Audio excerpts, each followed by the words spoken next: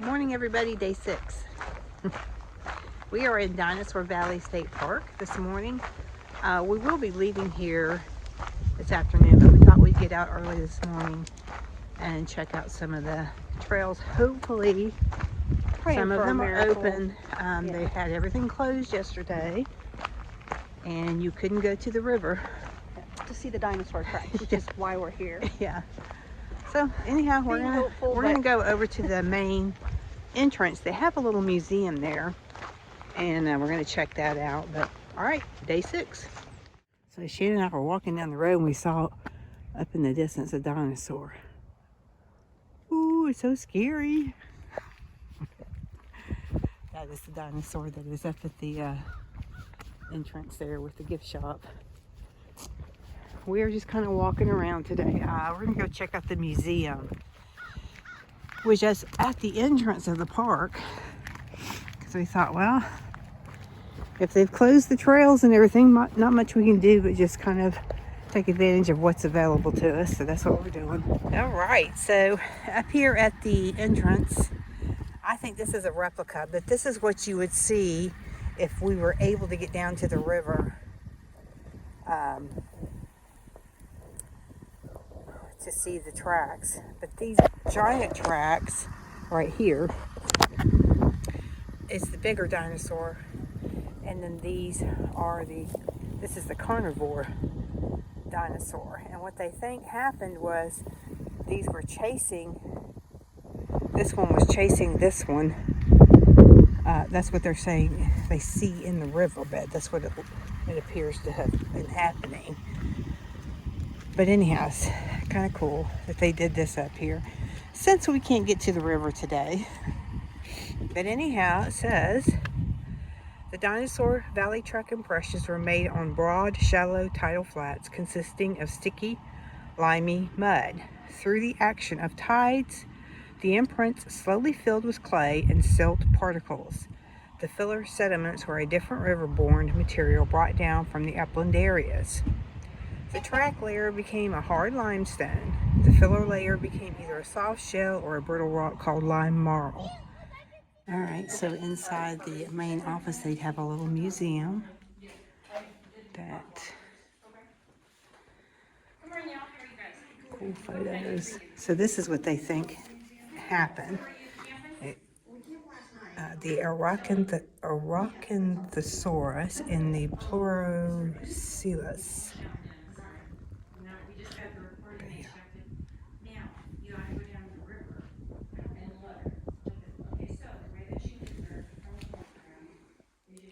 Says these are some of the critters you're going to see here now, and this is kind of a timeline of the history of the Triassic, Jurassic, Cretaceous periods.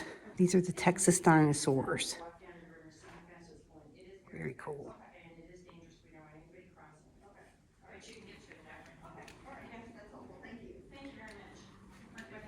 And then this is about the extinction and the geology, the layers. So it's how it gives them an idea when they find some of these, what time period they were part of. Pretty cool. So they have a replication of dinosaur foot structure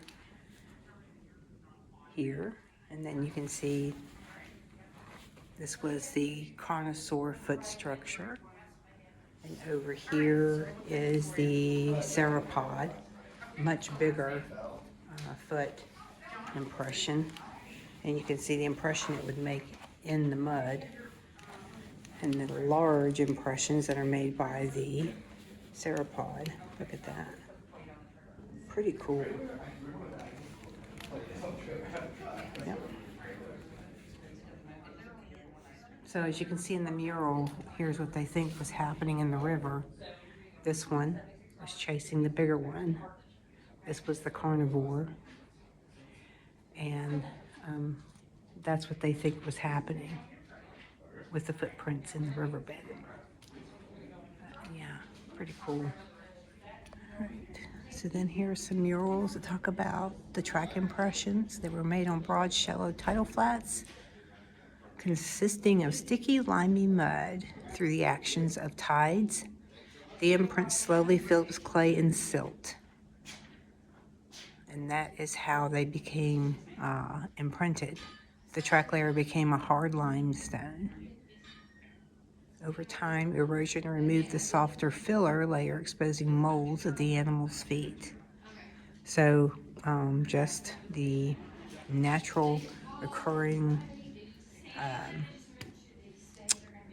things that happen in Mother Nature helped to create these imprints that they discovered, which is pretty cool. All right, so these tracks, from what I'm understanding, are about 105 million years old. During, I think, the Cretaceous period.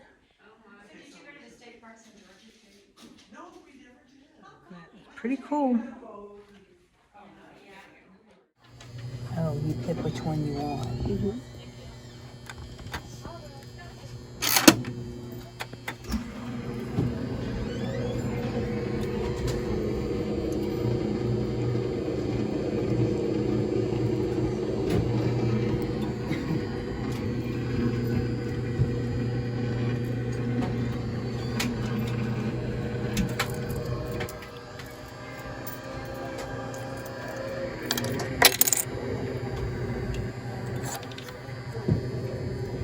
Yeah.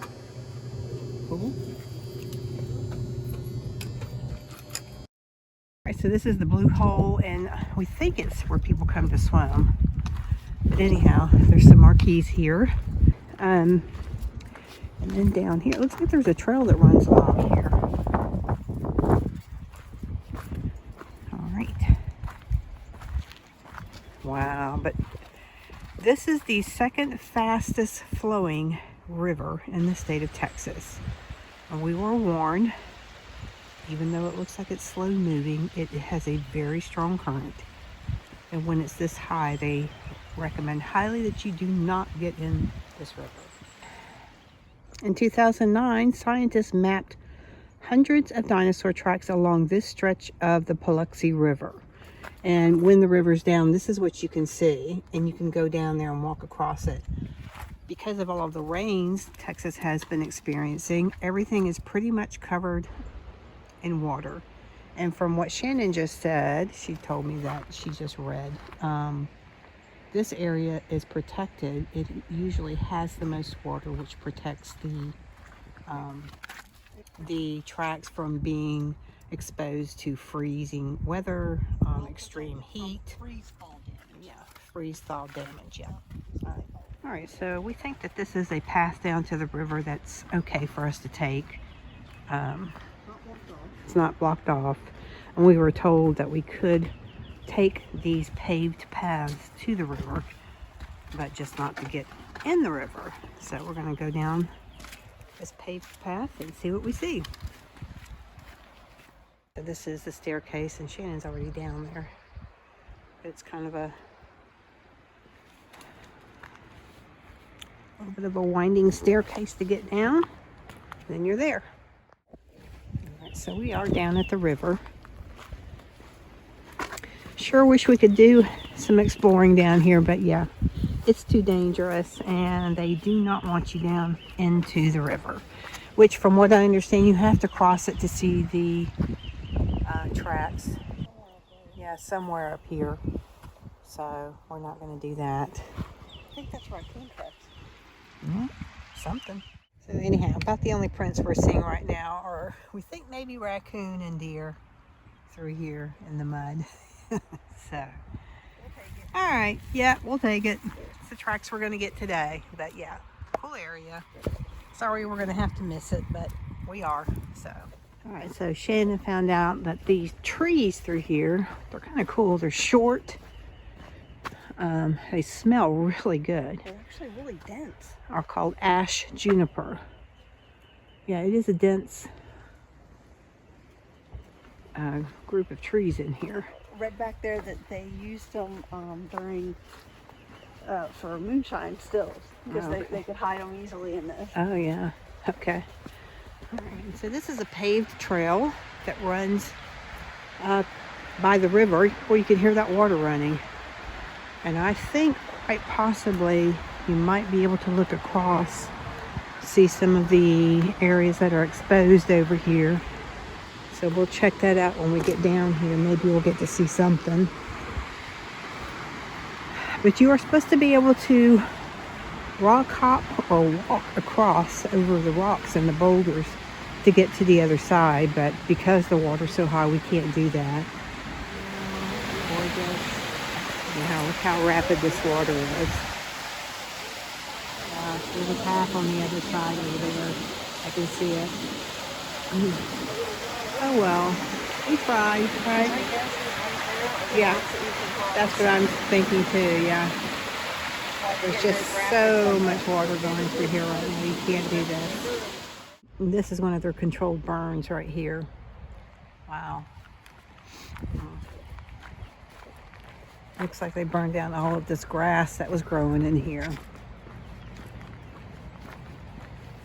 Anyhow, this is the paved trail that takes you back over to the campground, I'm pretty sure. So we're gonna just walk along and enjoy the sunshine. Sun's coming out. It's starting to warm up a little bit, which is good because it was pretty chilly this morning. This is what is called Rock Beach. So it looks like it's, yeah, very rocky. This is a little path to get down to Rock Beach. So we're gonna take this down, take a look around. All right, so we've walked down to the Rock Beach area. Oh, it is beautiful. All right, so we're just going to keep walking down this way and checking things out. Yeah, you can see that river's moving pretty fast. Yeah, it's beautiful, the cliffs and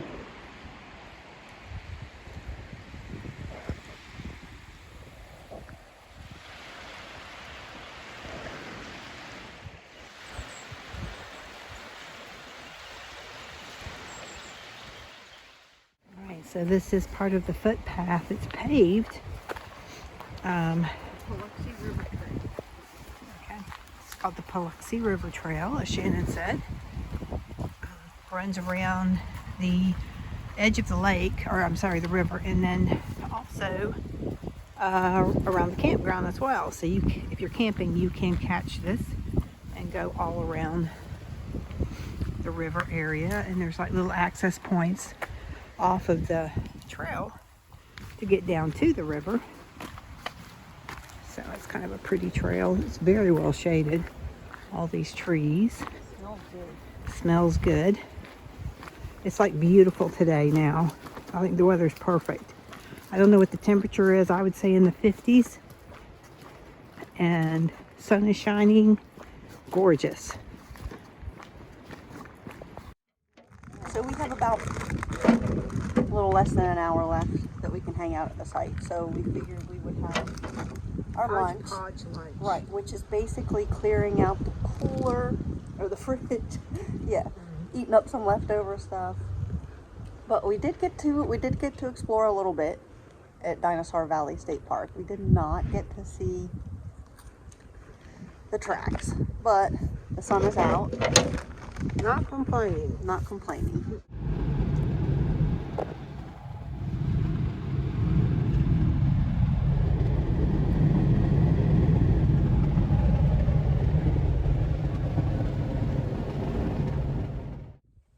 We were supposed to stay right outside of Dinosaur Valley State Park, and we got to the place that we had reserved, and it was pretty much a dump. Yeah, well, the original plan was that we were going to spend the entire day at Dinosaur Valley and see the tracks in the river. However, because of all of the rain, and I mean a lot of rain, it rained really heavy from Tyler to Waco. We had a lot of rain, and apparently they've been getting that all week long, and they closed all of the trails at Dinosaur Valley. Yeah, the river has the tracks flooded and it's muddy. You couldn't see. So anyhow, we moved on. We decided to go ahead and get to San Angelo State Park, and we will be spending the entire day here tomorrow, finally exploring, hopefully with the sun out. Yep, and hope to see, they have a bison herd here. A longhorn herd. And we already saw some deer cactus jumping.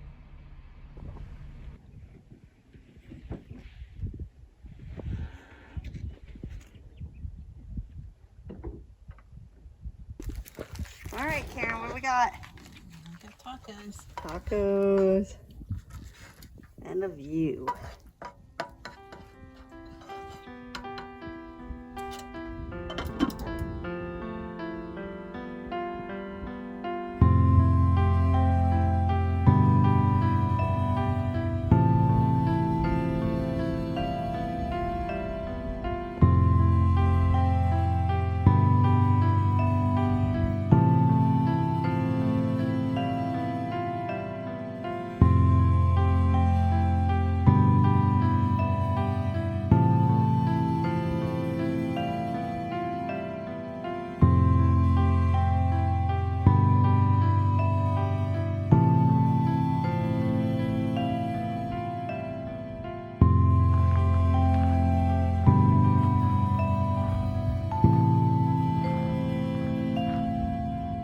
This is our view off the back of our site.